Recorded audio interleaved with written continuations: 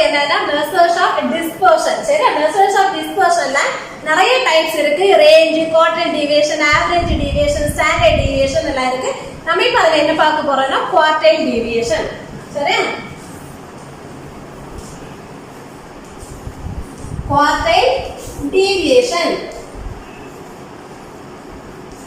Quartile டீவியேஷனோட formula என்னன்னா Q equal to Q3 minus Q1 divided by 2. அப்படினா third quartile minus first quartile divided by 2.